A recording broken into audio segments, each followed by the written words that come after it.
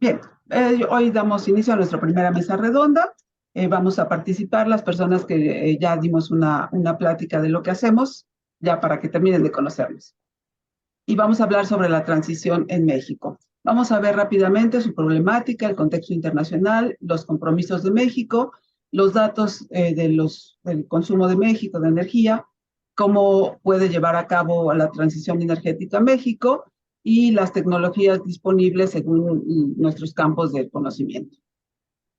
Eh, eh, bueno, todo esto comienza con un cambio climático que genera grandes problemas, como por ejemplo, que hay 1 millón de personas sin servicios, 1 billón de personas sin servicios médicos, 1.1 billones sin servicios de agua y 1.5 billones sin servicios de electricidad, hablando de billones gringos.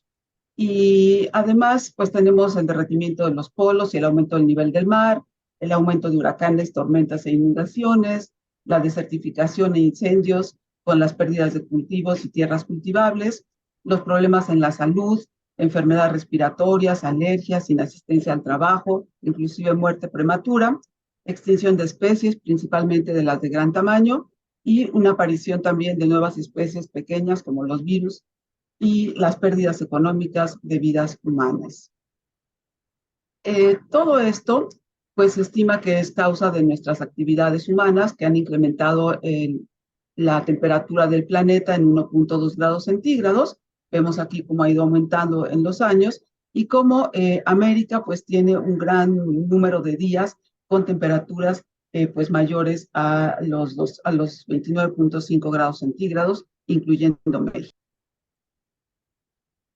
Las emisiones de dióxido de carbono por países, pues vemos aquí cómo China y Estados Unidos ocupan los primeros lugares, pero México pues ocupa el 11º lugar en emisiones de CO2 y en emisiones de CO2 por habitante pues nos va bastante mal porque somos de los que tienen una mayor emisión de CO2 con respecto al número de habitantes.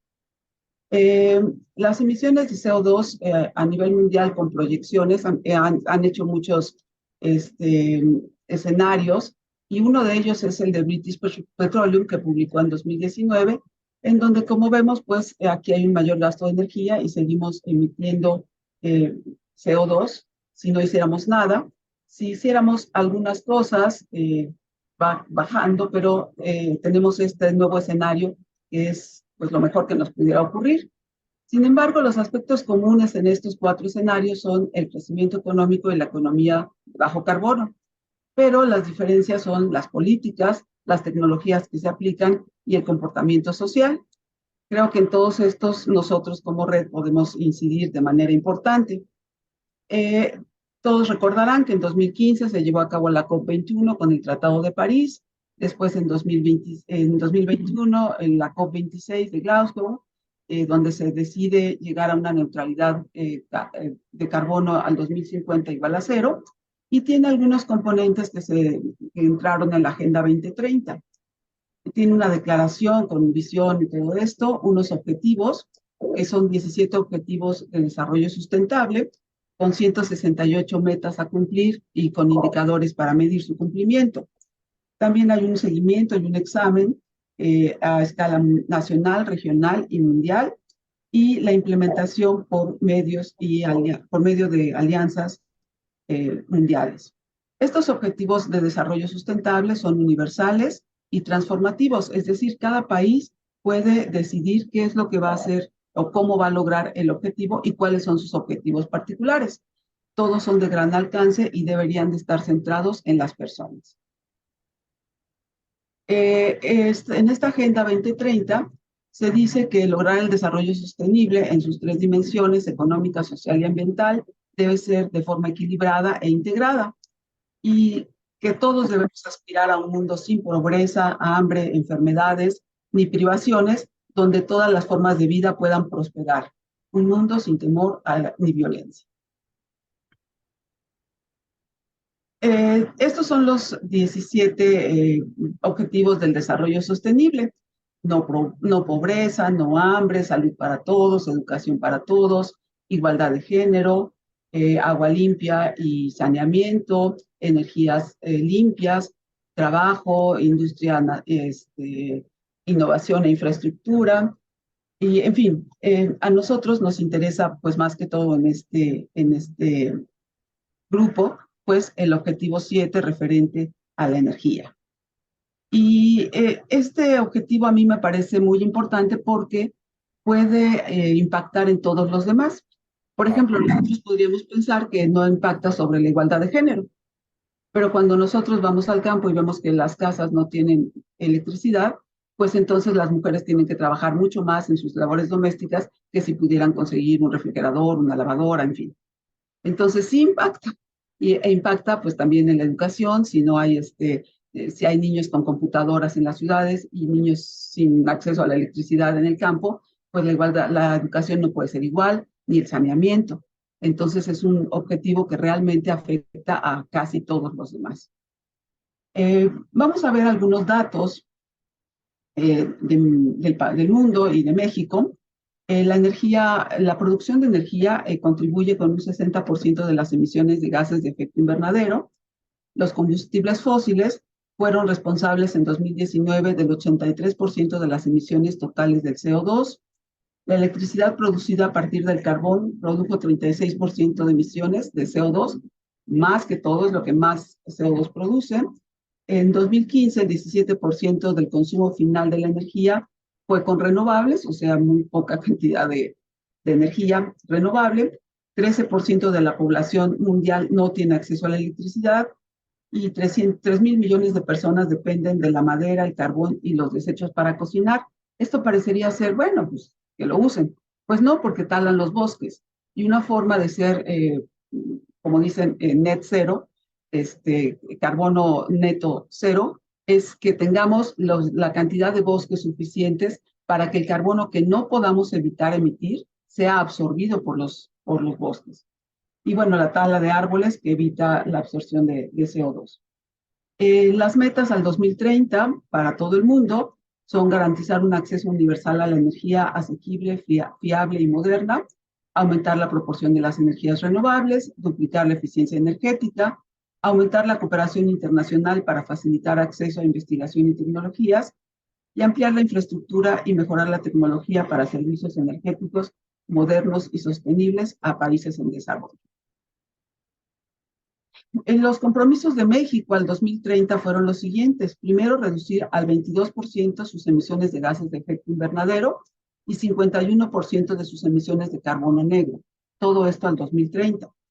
Reducir el 18% de las emisiones en transporte, 31% en energía eléctrica, 18% en residencial y comercial, 14% en la industria, 8% en agricultura y ganadería, 14% en la producción de petróleo y gas y 28% en residuos.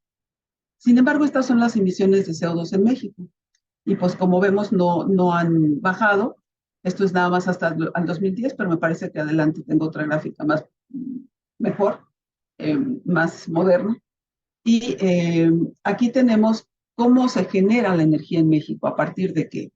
En esta línea azul estamos viendo el carbón y bueno, sí, efectivamente ha ido descendiendo, aunque esto está hasta el 2021 y tal vez nos hagan falta los últimos años.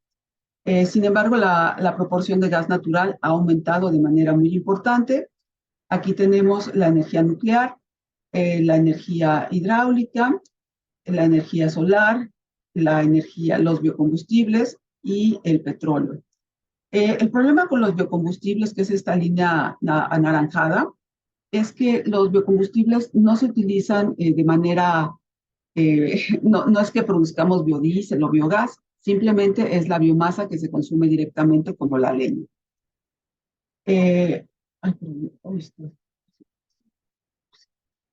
Bien, vamos a ver un poco qué es la transición energética, pues es simplemente cambiar de un sistema energético basado en combustibles fósiles a uno de bajas emisiones o sin emisión de carbono. Esto es basado en fuentes renovables. Y bueno, voy a dejar aquí la presentación para pasar a a lo importante de la mesa redonda, que es escuchar las opiniones de nuestros demás compañeros. Si quieren, si quieren encender su cámara, los cuatro, por favor.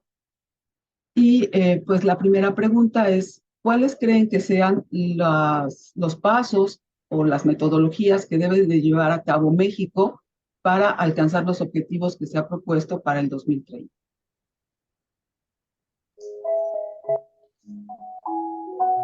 Bueno, yo creo que como A ver, permítame, Arely, vamos a dar paso a los panelistas, que son los que tienen encendida su cámara por el momento. Si quieres contestar, Guadalupe, y después vamos a intervenir todos, ¿sí?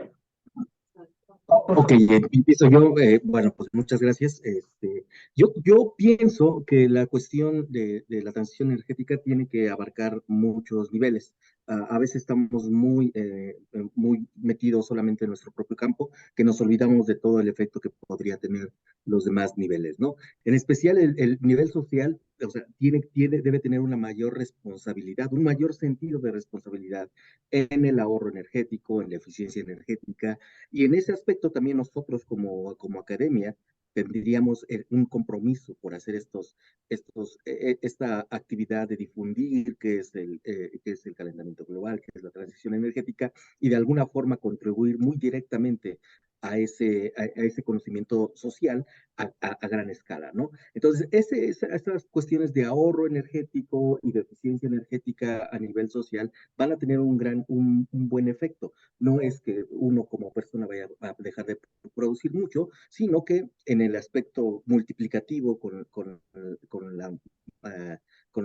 el número de habitantes, pues eso tiene un efecto muy importante, ¿no?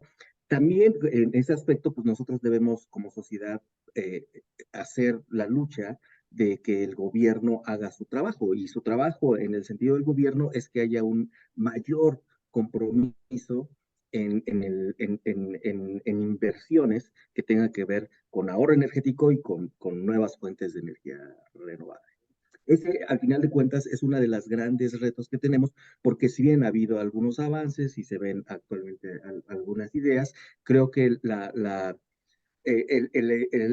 creo que el compromiso debería ser mucho mayor para tener una gran amplitud de aprovechamiento de energías renovables, y que esas energías renovables también pudieran tener una parte de almacenamiento de energía de tal forma, especialmente en el sistema eléctrico nacional, que ahí hay mucha oportunidad para lograr que estas emisiones pudieran disminuir en el tiempo que tenemos, que es el 2030. Gracias, Guadalupe. Omar. Gracias, Margarita. Buena tarde. Bueno, desde mi punto de vista, estos acuerdos parecen una utopía, ¿no? Una utopía porque siento que el análisis que se hizo al respecto sí va dirigido a países desarrollados, pero no estoy tan seguro en países subdesarrollados o en vías de desarrollo. En ese sentido, yo veo tres niveles en México. Primero es generar un tipo de red de este tipo en donde esté involucrado el sector social, el gobierno, la industria, ¿no? Y los académicos, por supuesto, para generar políticas ad hoc a lo que está sucediendo en México. Y en ese sentido veo tres niveles. Uno, concuerdo totalmente con Guadalupe, va en el sentido de la resiliencia. Para mí la resiliencia es qué podemos hacer a nivel social y ya después desde el punto de vista académico. A nivel social, yo veo situaciones relacionadas con la concientización y actuar a nivel local con muchas cosas. Hacer una cuestión de gastar menos energía en ciudades, promover el uso de bicicleta, etcétera. A nivel industrial, los procesos que tenemos muy difícilmente convencionales los vamos a poder cambiar por nuevas fuentes de energía, pues hay que incorporar el concepto de eficiencia energética, ¿no? De economía circular, etcétera, etcétera, etcétera. Creo que ahí es un campo en donde podemos actuar ahorita efectivamente. Y un tercer nivel que no debemos de dejar de vista, pues es la cuestión de las energías renovables. Hay muchas que van avanzadas, hay que identificarlas e ir en esa dirección, y la cuestión que está de la mano, los sistemas de almacenamiento de energía. Yo lo vería en esos tres niveles y siento que es muy necesario que se reúnan los distintos sectores en México para hacer un diagnóstico y una propuesta ad hoc a México, no a lo que nos mandan estos países desarrollados, ¿no? Ok, muchas gracias, Omar. Gersaín. Gracias, Margarita.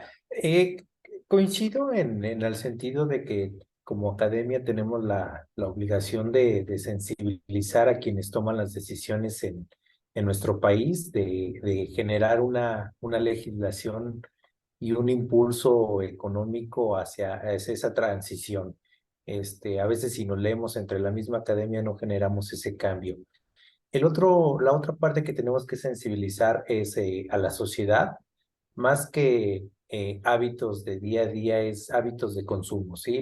Mayor parte de la energía que consumimos es por lo que compramos, por lo que llega a nuestros hogares. Y también en el otro sentido de que debemos de hacer una transición a la medida, como lo acaba de mencionar nuestro compañero, porque no podemos irnos totalmente a las energías renovables si perdemos competitividad económica, si perdemos confiabilidad en la red eléctrica. Tenemos que hacerlo a la medida e ir pensando bien qué nos conviene como país que estamos en vías de desarrollo. Creo que eso es lo importante, Margarita. Gracias, Berzaín. Carlos. Voy a compartir mi pantalla.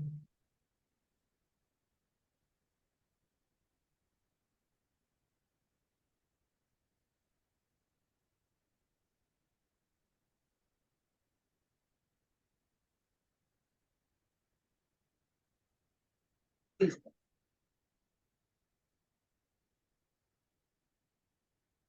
Bien, en cuanto a la pregunta, considero que los pasos que debe llevar México, principalmente para poder cumplir con estos requisitos, que también considero igual que es una utopía, pero vamos a partir de lo que tenemos, de lo que contamos, y es importante comentar que esto es a cargo de Comisión Federal de Electricidad. Entonces, pues aquí vamos a ver la capacidad instalada que tiene la Comisión Federal de Electricidad con el resto de permisionarios, que es proveedores particulares de energía eléctrica. Entonces, tenemos en el 2021 que este es un estudio que hace el CENACE, que es el Centro Nacional de Control de Energía, que pertenece a la CENER y que es regulado por la Comisión Reguladora de Energía. Entonces, en hidroeléctrica tenemos, esto es en megawatts, una capacidad de 12.614, geotérmica 976. ¿Perdón? Carlos, perdón que te interrumpa. Creo que estamos viendo una sola diapositiva, una que se llama esquema de funcionamiento de una central de ciclo combinado. Estamos viendo, no, entonces creo que, a ver, disculpen, entonces, presenté la que no era.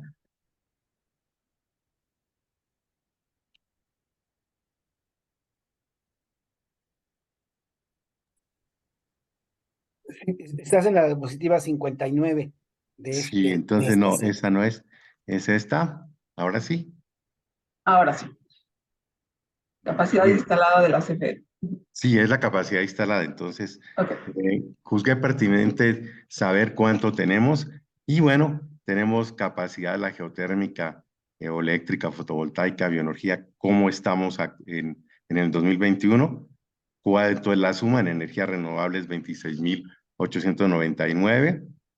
Las nucleoeléctricas, la cogeneración eficiente y todas las que tenemos, entonces, turbogás, ciclo combinado, todas las energías que pues causan más problemas con el CO2, y la capacidad instalada total es de 86.153 al 2020.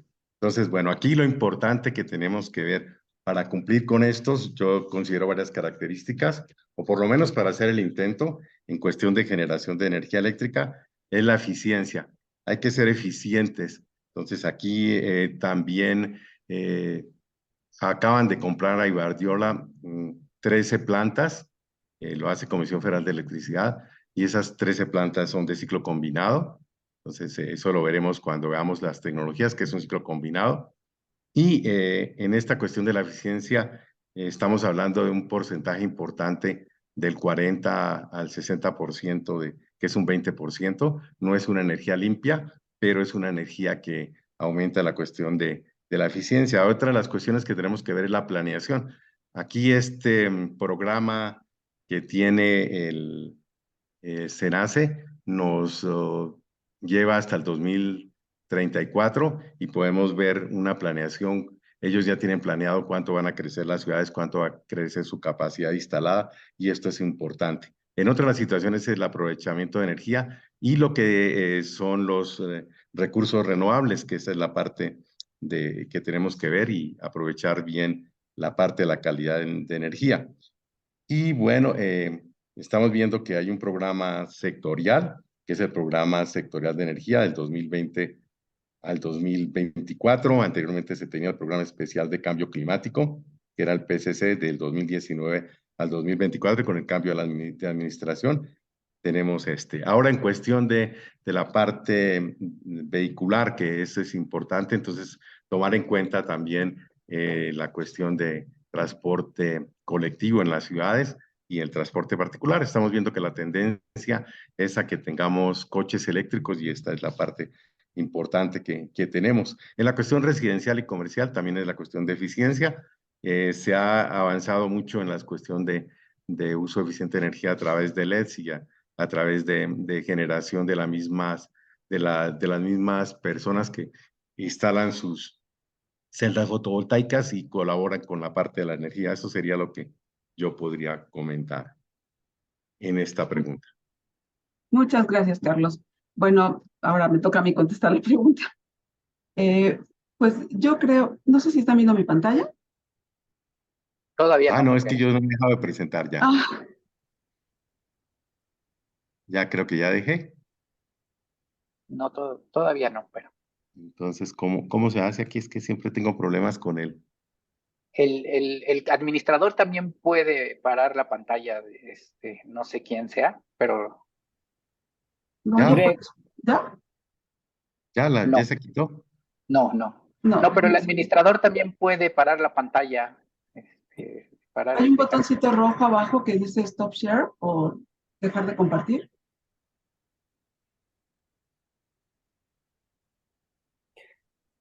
Gregorio, ¿puedes No lo ayudar? veo. No lo veo. Sí, soy yo, pero estoy viendo. En la Sí, parte ya la encontré. Ya. Genial. Ok.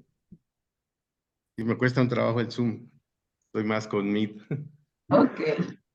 Bueno, pues yo estuve investigando un poco y creo que para lograr la transición energética debemos primero de cambiar a energías renovables todo lo que podamos, pero no a una, a todas. Las que ya son muy tradicionales como la hidráulica y la geotérmica, y pasar también a la solar, la eólica, inclusive las que no están desarrolladas como la maremotriz. Después creo que es importante que hagamos lo que se llama electrificación. Esto es que todos los consumos de combustibles fósiles, como el gas que consumimos en casa, lo cambiemos por electricidad, pero por electricidad producida a partir de fuentes renovables.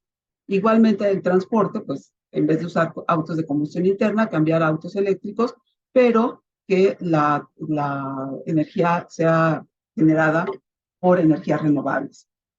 También la la digitalización de las redes de distribución de energía creo que es muy importante. Nuestra red a nivel nacional creo que ya tiene más de 50 años y ya no va a soportar mucha carga más. Entonces, una de las soluciones que podemos empezar a pensar es si hacer una generación distribuida de lo que se pueda. Por ejemplo, que cada casa genere su electricidad por medio de celdas fotovoltaicas. También el almacenamiento de energía obviamente es de lo más importante porque todas las energías renovables no tienen una seguridad de que vayan a estar funcionando en el día, en la noche, y pues ver las baterías y otros tipos de almacenamiento como el bombeo, los líquidos térmicos, los volantes de inercia, el aire comprimido, se ha hablado también del hidrógeno para esto. Y mejorar la eficiencia energética, eso ha sido algo que ha ayudado muchísimo al país, y los cambios en el comportamiento de la población, como lo decían ya mis compañeros, me parecen indispensables, e incluir en esto toda la parte de reforestación, porque como decía hace rato, pues los bosques pueden almacenar una gran cantidad de energía, de CO2 que consumimos. Y el potencial de México es muy grande. Aquí vemos lo que estamos en cuanto a la energía hidroeléctrica, que estábamos viendo el otro día con Gersaín. Vemos cómo en el 2016 había un potencial muy grande de energía hidroeléctrica, pero no así la cantidad de energía que se produjo, como nos explicaba Gersaín, supongo que por la falta de agua. Pero también vemos nuestro potencial en irradiación solar y vemos que es bastante importante, sobre todo comparado con otros países que ya tienen celdas fotovoltaicas y que no tienen la irradiancia solar con nosotros. En los recursos geotérmicos somos uno de los países que tiene más potencial y vemos cómo estos son los distintos pues, fuentes de energía geotérmica que podríamos utilizar y solo se están utilizando las que tienen nombre. Esto es el potencial de generación eléctrica a partir de desechos de ganado porcino para generar biogás. Y pues vemos que también es algo importante, ¿no? O sea, no es despreciable la cantidad de toneladas por año que podríamos producir de biogás. Y aquí tenemos como un conjunto de todo, es algo más moderno, donde vemos los puntos en rojo, donde podemos tener mayor cantidad de energía renovable. Lo que está con verde es energía eólica, con amarillo energía eólica, perdón, solar. Los puntos son las hidroeléctricas, los puntos azules son las hidroeléctricas que están funcionando. Y bueno, es una idea de lo que podemos hacer. Ahora vamos con la siguiente pregunta, que es, ¿cuáles son las tecnologías que conocen en su rama del conocimiento que podrían ayudarnos a lograr una transición energética? Empezamos con Gersaín.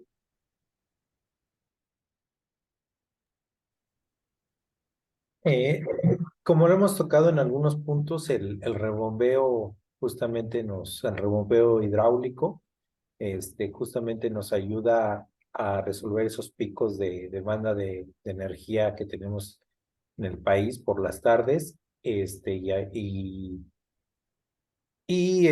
bueno, y otro de los aspectos que quiero incidir es que debemos de insistir en aquellas fuentes que requieran la menor cantidad de agua. Ya en mi exposición hablé sobre los problemas de agua que tenemos en México, la presión o sobrepresión sobre los recursos hídricos, y entonces es otro aspecto que también debemos de considerar. Por ahí entran la mayor parte de las renovables. Gracias. Gracias, Gersaín. Carlos. Bueno, con respecto a las tecnologías utilizadas, pues como comentábamos, vamos a hacer la presentación y es importante tomar en cuenta que estos cambios, como se comentaba,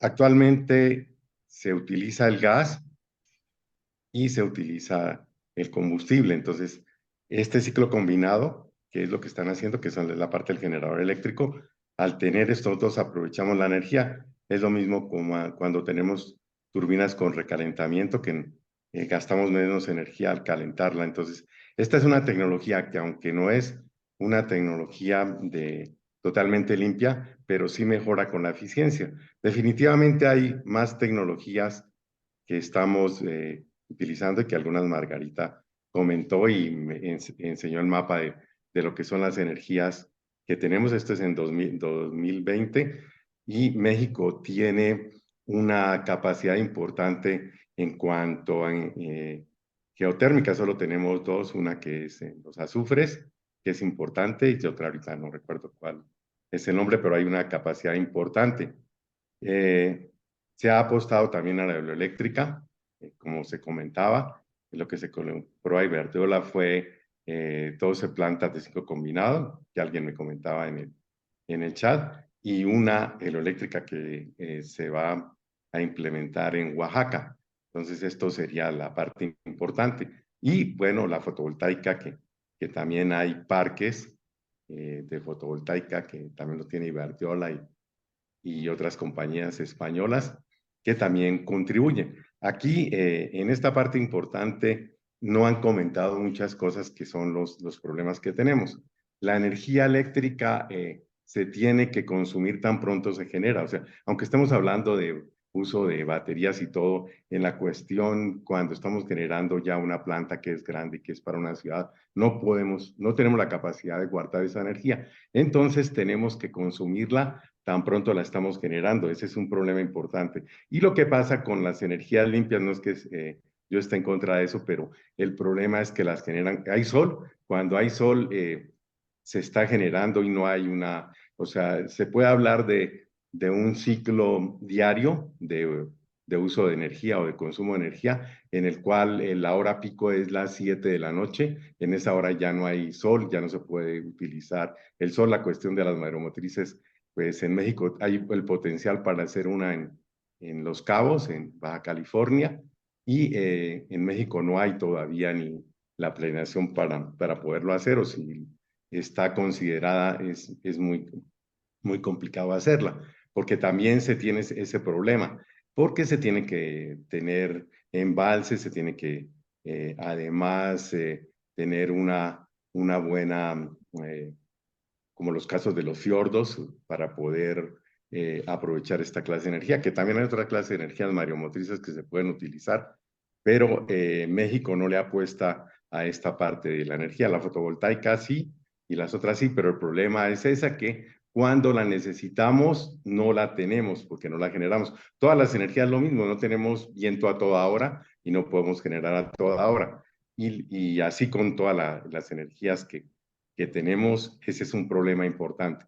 Tan es así que el problema cuando se instala una instalación fotovoltaica es que el proveedor la instala donde quiera y como quiera, y a veces ni siquiera está calculado la barra o la subestación donde tiene que llegar. Ya hay problemas de estabilidad y nos ocasionan problemas, y además se tiene que pagar un poco más caro. Ese es un problema importante que se tiene en cuestión de las energías fotovoltaicas. Eso sería lo que quería comentar. Entonces, esta es mi participación. Gracias, Carlos. Guadalupe. Sí, muchas gracias. Yo creo que en cuanto a tecnologías, es muy importante tener en cuenta dos aspectos sí, que siempre son clave.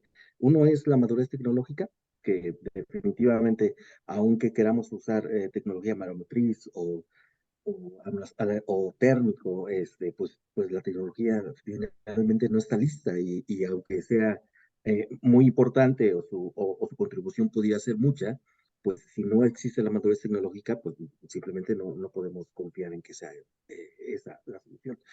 Y la siguiente es el costo. También no se nos debe olvidar que esta cuestión de generación y demás, aunque nuestro corazón nos duela, nuestro corazón capitalista o socialista, el que sea, nos duela, es que la energía tiene un costo asociado, y son inversiones muy grandes y son costos muy grandes que se tienen que hacer y por lo tanto pues tienen que estar bien planeadas, no pueden ser tan tomadas a la ligera, ¿no?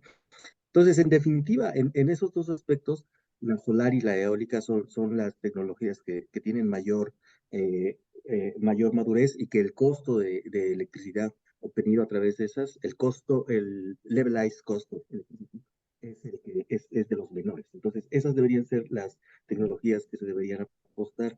Y bueno, definitivamente la cuestión de almacenamiento de energía debe ir muy ligada. No podemos nada más pensar en inversión de generación, sin pensar en el almacenamiento, que conlleva también a la parte de la legislación y de tener reglas bien claras de que por cada instalación de generación renovable se deba tener una instalación de almacenamiento de energía, que hasta el momento todavía eso no está muy claro, ¿no?